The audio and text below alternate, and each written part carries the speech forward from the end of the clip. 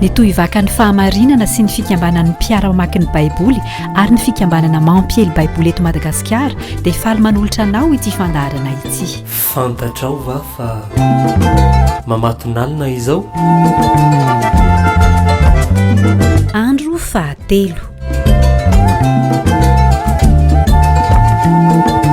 Faly miaravantsika rehetra izay manaraka izao fandaharana mamatonalina izao.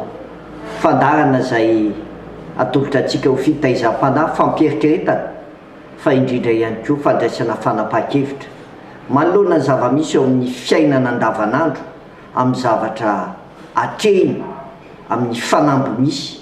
Ka amin'itian'io ity lohahevitra izay ho jerentsika dia ny hoe ny kristianina tsy miainy fivelomany fotsiny ihany fa indrindra ny fivelomana amin'ny tenin'Andriamanitra. Ary Néhémie 5:8 andin'ny 20 no anorenantsika izany fampianarana izany. Melo izany dia ndeha hiarivavaka aloha isika. Saoranay ianao Andriamanitra mbola manome tombon'androm-pahavelomana anay, afaka manao fahalalana tsara avy amin'ny alalan'ny teninao, indrindra amin'izao fandaharana mamatonalina izay fotoana fiambenana, fotoana fampieritrretana, fotoana tokony andraisanay fanapahan-kevitra ary fotoana tokony hifoazanay, hiambenanay, miandry ny fiverenanao. Dia irinay ny asan'ny fanahinao masina hiteny aminay indray amin'ny fombanao mahandriamanitra anao amin'ny zavatra rehetra izay fampizaranay eto. Ka naizanaiza toerana andrenesanay ny afatry ny teninao dia ianao anie ilolalina izany amin'ny alalan'ny fanahinao masina, ilay mpampianatra, mpanolotsainy, mpananatra, mpitaridalana anay. Ianaranao Jesosy ny anaovanay izany vavaka izany. Amen. Lohahevitsika anio dia ny hoe ny kristianina tsy miainy fivelomany nofo fotsiny ihany fa indrindra ihany koa ny fivelomana amin'ny tenin'Andriamanitra araka ny Néhémie 5:8 andin'ny 20 no anorenantsika izany ao anatin'izao fandaharana mamatonalina izao. Maro ny olona ankehitriny mifantoka amin'ny fiainany manontolo, amin'ny fitadiavana, ny sakafo, fitadiavam-bola, ny asany, ny momba azy na ny resaka fitafiana na ny fiainana ara-nofo. Fa ny tenin'Andriamanitra na ny baiboly dia mampianatra antsika manao hoe tsy ny mofo ihany ny iveloman'ny olona fa ny teny rehetra izay aloky ny vavan'Andriamanitra. Matthieu 4:1. Ny tenin'Andriamanitra manko ny tena fiainana dia miantso antsika izany tenin'Andriamanitra izany hikatsaka ny fanjakan'Andriamanitra, satria Andriamanitra ny tena afaka miay ny fiainantsika rehetra, ilay Jehovah Jireh, ilay mpamatsy amin'ny lafiny rehetra. Ary ao anatin'izany dia ianarantsika ihany koa hoe mandeha araka ny tenin'Andriamanitra ny fiainantsika. Ny kristianina dia tsy manao tsinitsinina sanatrian'izany ny filana ara-nofo, fa tena mahalala kosa nefa fa ny fiainana ara-panahy no maharitra mandrakizay. Azany nahatonga ny tenin'Andriamanitra ny teny hoe inona moa ny soa azon'olona raha azony ary izao rehetrarehetra izao nefa very ny fanahy. Fa maro ny olona mikatsaka izao fiainana izao fa tsy mieritreritra ny fiainam-panahy. Ny tenin'Andriamanitra dia miteny fa mandalo izao rehetrarehetra izao sy ny filany, fa izay manao sitrapon'Andriamanitra ny maharitra mandrakizay. Ary izay no mahatonga antsika hifantoka ny amin'ny hoe ny tena kristianina ihany koa dia mahalala fa ny fiainana dia ara-panahy. Tsy ara-nofo fotsiny ihany ny fiainana, ary io fiainana ara-panahy io no maharitra mandrakizay. Ao amin'ny Néhémie 5:8 izay ho jerentsika androany dia miverina mijery ny tantaran'ny vahoakany ny Israely. Izany eo amin'ny Néhémie 5:8 io zareo mijery taratra ny fiainan'ny tany eriny, mijery ny fahasoavan'Andriamanitra izay niainan'izy ireo, mijery ny fikarakaran'Andriamanitra azy na tamin'izy tao Jerosalema na tamin'izy tany amin'ny fahababona. Mijery indrindra ihany koa ny hoe Andriamanitra mitarika azy ireo na ara-nofo na ara-panahy. ary raha jerentsika ny tontolon'ny tenin'ilay Néhémie toko fahasivy dia iverenantsika fa ny bokin'ny Néhémie dia boky ny tantarany fiverenan'ny Jiosy avy any Antsesitany. Ary rehefa niverina avany izy dia nanarina indray rehefa ravany tempoly, ravany manda. Ary zany fanarenana manda zany no tena resahan'ny bokin'ny Néhémie, fa tsy zany fotsiny ihany nefa fa ny fanavaozana ara-panahy ihany koa. Dia eto amin'ity toko fahasivy ity nahitantsika hoe bebaka ny vahoaka, miverina namaky ny lalàn'Andriamanitra ny vahoaka, ary nahatsiaro ny fomba nitondran'Andriamanitra azy ireo fonisy tany anefitra sy tany Babilôna ihany koa. Dia ato amin'ity toko fahasivy amin'ny Néhémie ity dia milaza fa tsy ny mofo sy ny rano ihany no nomen'Andriamanitra azy ireo, fa nomen'Andriamanitra ny fanahiny koa izy, nomen'Andriamanitra ny teniny izy, ary nomen'Andriamanitra ny fitariana ny fiainan'izy ireo. Raha verenantsika vakiny izany Néhémie toko fahasivy andininy faharoapolo ka hatramin'ny fahatelo amby roapolo zany dia zao ny voalazan'ny tenin'Andriamanitra manao hoe: ary ny fanahinao tsara dia nomenao azy koa ampianatra azy, ary tsy niaro ny namanao tamin'ny vavany ianao, sady nanome azy rano raha nangetaheta izy. Eny, efapolo taona no namelomanao azy tany anefitra, ka tsy nanan-java-mahory akory izy, tsy rovotra ny fitafiany ary tsy nivoto ny tongony, ary nanome azy fanjakana sy firenena maro ianao, ka voazaranao araka ny fahatany avy ireny, ka dia nahazo ny tany ny Siôny sy ny tany ny mpanjakan'ny Esbôny ary ny tany Oka mpanjakan'ny Basana izy. Ary ny zanany dia no hamaroinao tahaka ny kitany eny amin'ny lanitra, sady nentinao ho any amin'ny tany izay nolazainao tamin'ny razany fa hidirany olovany. Inona ny zavatra hitatsika eto amin'ity Néhémie toko fahasivy andininy faharoapolo ka hatramin'ny fahatelo amby roapolo ity? Raha miresaka an'izany tsika hoe ny kristianina tsy miahy ny fivelomany fotsiny, fa indrindra ny fivelomana amin'ny tenin'Andriamanitra. Zavatra hita voalohany ao anatin'ity Néhémie toko fahasivy andininy faharoapolo ka hatramin'ny fahatelo amby roapolo ity dia zao hoe: nampianatra ny fanan'Andriamanitra. Hoy izy ao amin'ny andininy faharoapolo: ary ny fanahinao tsara ny nomenao azy ka nampianatra azy. Tsy navelan'Andriamanitra nanderery ny zanak'Israely, fa tamin'ny fitondrany azy dia misy fampianarana tao tamin'ny lafimaro samihafa, misy fitariana tao tamin'ny fotoanany fahaverezan-kevitra. Tsy nahitany lalakombana dia nitarian'Andriamanitra izy ireo, ary nisy ihany koa fananarana nataon'Andriamanitra tamin'ireo zanak'Israely ireo. Tiako zany fa ny olona mila sakafo ho an'ny vatana, fa indrindra mila sakafo ho an'ny fanahy. Ary zany natonga an'Andriamanitra nanome ny zanak'Israely ny fanahy, ary ny fanahinao tsara dia nomenao azy koa ampianatra azy. Néhémie toko fahasivy andininy faharoapolo. Nampianatra azy ny fanan'Andriamanitra. Zay ny zavatra voalohany. Fa ny zavatra faharoa dia zao hoe: tsy navelan'Andriamanitra ho nona sy angetaheta fotsiny izy ireo. Hoy izy ao amin'ny andininy faharaika amby roapolo amin'ny Néhémie toko fahasivy manao hoe: eny, efapolo taona no namelomanao azy tany anefitra, ka tsy nanan-java-mahory akory izy, tsy rovotra ny fitafiany ary tsy nivoto ny tongony. Andriamanitra tao anatin'ny fiainany zanak'Israely na tany anefitra azy dia nanome mana ho sakafony isan'andro, nanome rano ho sotroiny, ary na ny fitafiana ary ozy izy ny tenin'Andriamanitra vakintsika teo dia tsy rovotra. Manambary zany fa Andriamanitra miahy ny filan'ny zanany, ary ny olon'Andriamanitra dia Andriamanitra no miahy azy. Ambola marina zany amin'izao vanim-potoana iainantsika zao hoe ny zanako sy asan-tanana dia aoka ho adidikany.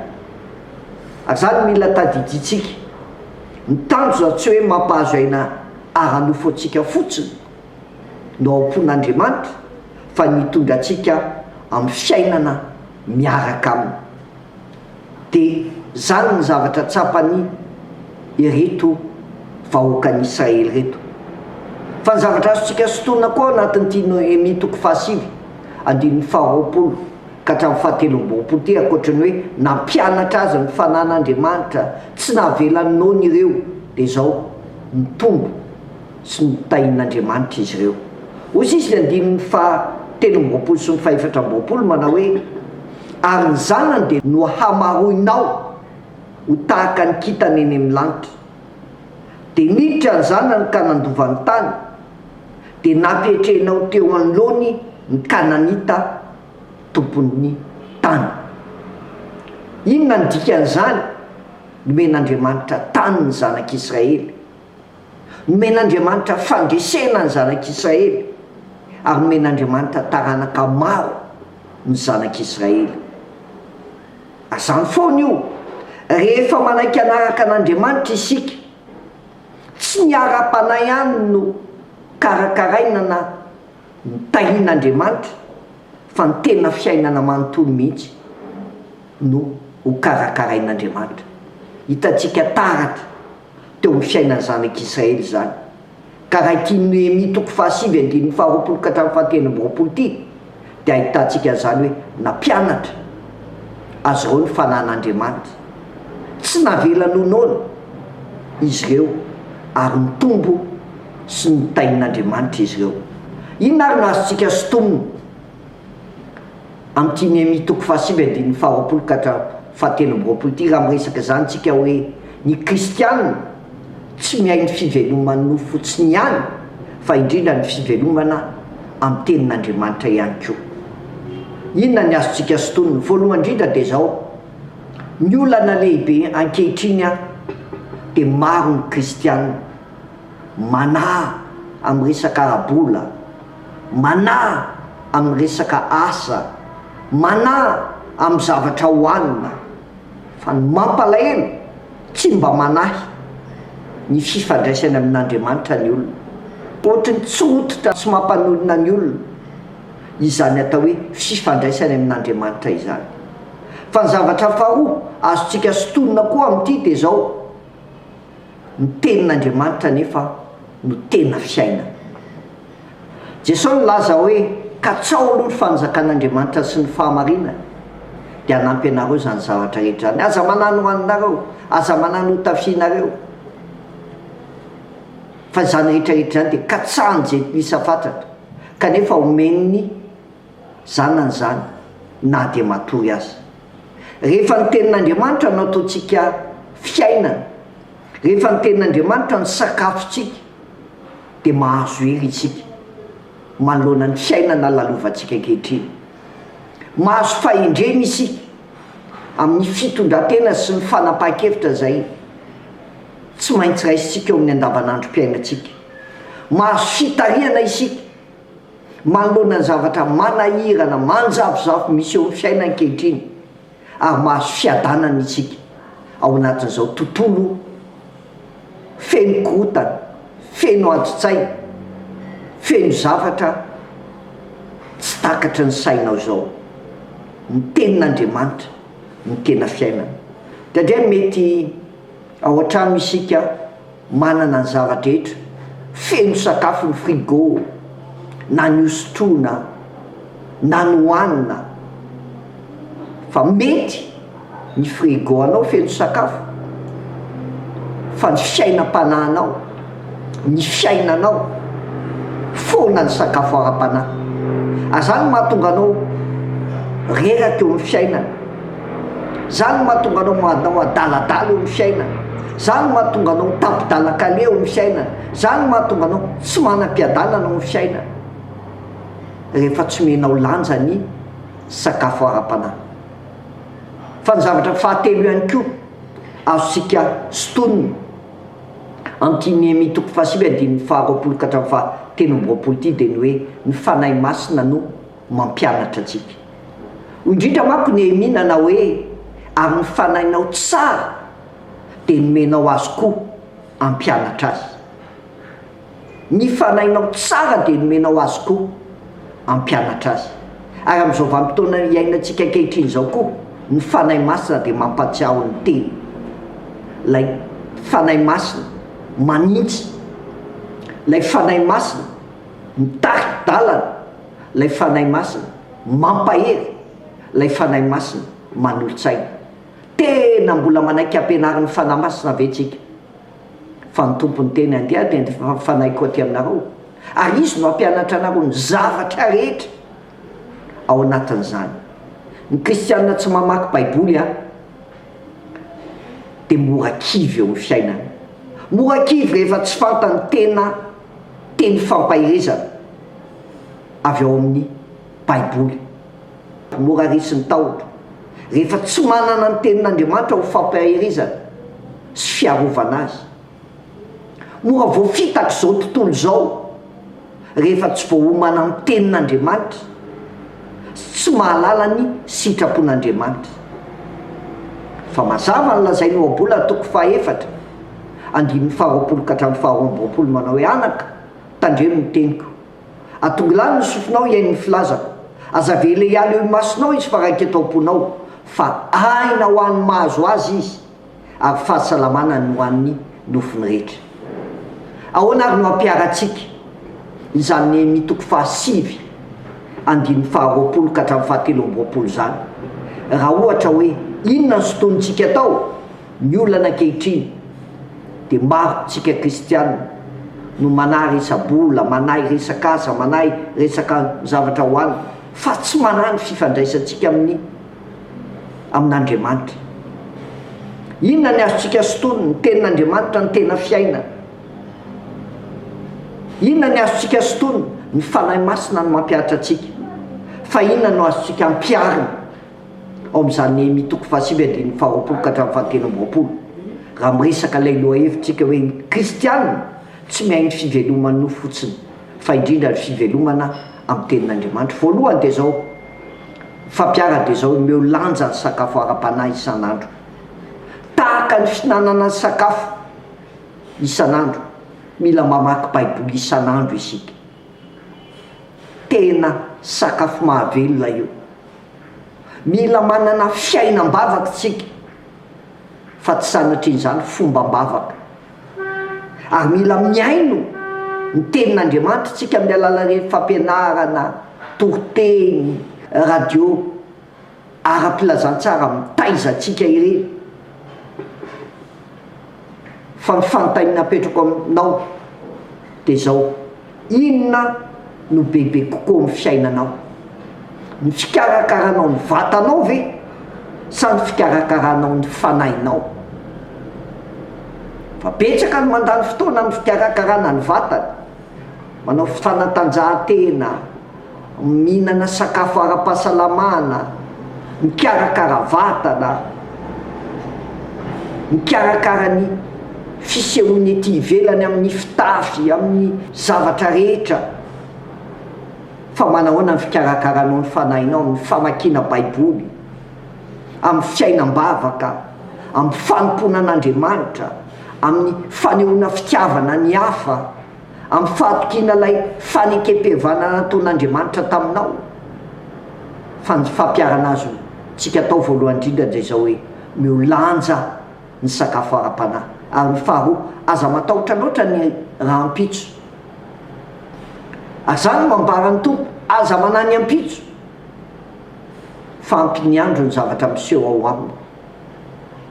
Raha navita namana ny Israely 70 taona tany lefitra Andriamanitra, dia tena afaka miainy fiainanao ihany koa.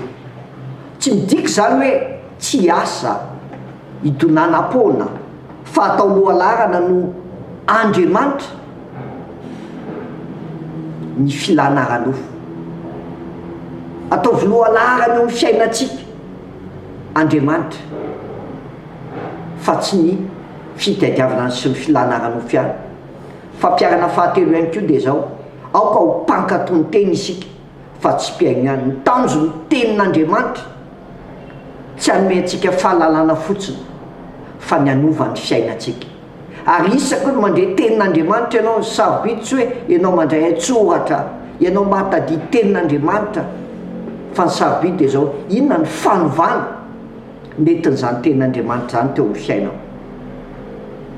Satria be dehibe ny olona manondraka tsara ny voninkazo ety ivelany, fa adino ny karakara ny fakany, manondraka ny fakany, fa ny zavatra misy tsy hoe iny voninkazo iny dia halazo. Dia tahaka an'izany koa hoe raha vatana ihany ny karakarainao tsy hoe dia hikaikina ny fiainanao, tsy ahita fifaliana sy fiadanana ianao, fa tsy ny fanahy dia manjary reraka eo amin'ny fiainana ianao. Inona ny tena karakarainao? Itiam-pamaranana raha miresaka izany loha hevitra izany tsika hoe ny kristianina tsy mihaino fivelomany nofo fotsiny, fa indrindra ny fivelomana amin'ny tenin'Andriamanitra araka ny amin'ny 5 andininy 27 dia zao ny fehiny: Andriamanitra mahalala ny filantsika, fantany zavatra mahasoa sy mety ary ny ilainao. Andriamanitra miay antsika satria ny zanako sy asan-tanao dia aoko adidika tahaka nataony tamin'ireo zanak'Israely ireo, dia manoatra lavitra noho izany tsika. Andriamanitra manome izay ilaintsika, fa na tsy mangataka ary tsika dia fantany izay mahasoa sy mahatsara atsika. Fa ny tena zava-dehibe dia ny fiainantsika ara-panahy. Ary zany no makarary ainan'Andriamanitra rehefa tsy liana amin'ny fiainam-panahy isika, famakina ny tenin'Andriamanitra, fananana fiainam-bavaka, fanaovana ny asany. Fa Andriamanitra dia tia-patsiaro antsika fa tena zava-dehibe ny fiainantsika ara-panahy, fa ny fiainana dia ara-panahy koa. Tsy ara-no fotsiny ny fiainana, fa ny fiainana koa dia ara-panahy. Ary zay no nahatonga an'Andriamanitra nanome antsika ny fanahy fehiny, aokontsika hivelona amin'ny tenin'Andriamanitra. Azo atao fahalalana, fahazarana ny miaino tenin'Andriamanitra, fa ndao hiaina araka izany. Aoka isika anaiky ho tariny fanahy masina, lay mpanolotsaina, lay mpampahery, lay mpitaridalana, lay mpananatra, lay mpampatsiaro. Aoka isika ho tariny fanan'Andriamanitra. Ary aoka atoko fa Andriamanitra no miay ny fiainantsika. Iza ny tena miay anao? Iza ny tena hianteranao, hikarakaranao? Andriamanitra te hiahy ny fiainanao. Ny kristianina tsy mihaino fivelomana no fotsiny, fa indrindra ny fivelomana amin'ny tenin'Andriamanitra. Ary zany no resantsika tato anatin'izao fandarana izao, dia meteza hiaina araka ny tenin'Andriamanitra. Meteza tahaka an'ireo zanak'Israely ireo atsiaro mandrakariva eo amin'ny fiainana, fa Andriamanitra teo amin'ny fiainan'izy ireo nampianatra azy tamin'ny alalan'ny fanainy. Ary ny fanainao tsara dia nomenao azy koa ampianatra azy. Nehemia 4:20. Andriamanitra tsy namela azy ireo noana na angetaeta, fa 40 taona no manao azy tany anefitra, ka tsy nanan-java mahory akory izy, tsy ovitra ny fitafiana ary tsy mivoto ny tongony. Nehemia 4:1. Andriamanitra nampitombo sy nitahy ny fiainan'izy ireo. Men'Andriamanitra ny tany, men'Andriamanitra ny fandreseny, ny men'Andriamanitra ny taranaka maro. Fa rehefa manaiky anaraka an'Andriamanitra koa isika dia hitantsika fa tsy ara-panahy ihany no tahian'Andriamanitra, fa ny tena fiainana manontolo. Vavaka isika, saoranay Andriamanitra amin'ny fahafahanay nandray ny afatra ny teninao, dia ataovy etaeta ty anatinay indray ny kolokolo ny fiainam-panahinay, fa tsy ny mofy ihany tokoa ny iveloman'ny olona, fa ny teny rehetra izay alohan'ny vavanao Andriamanitra. dia zany teninao zany ataovy tena hoe etaeta ho anay ny andalina ny amaky ny aina ny zary zany amin'ny manodidina anay ihany koa dia ampireny ny finoanay ao aminao ka tsy varina amin'izao fiainany ety an-tany izao izahay fa hibanjina anao lay miainy fiainanay dia nampatsovinao anay indray ho androany hoe ka tsaolo ny fanjakan'Andriamanitra sy ny fahamarinana dia hanampy anao ny zavatra rehetra aza manano hoaninareo aza manano hotafianareo dia mba io izany ny fiainanay hikatsaka ny fanjakanao dia ny fanahinao hitaridalana ampianatra ananatra ampahery anay misaotra Jesosy tompo amen. Koa miambena ianareo fa tsy fantatrareo izay andro hiaviany tombotrano na ho hariva na ho mamatonalina na ho maneno akoho na ho maraina. Marika toko fa 3:15 andininy fa 5:30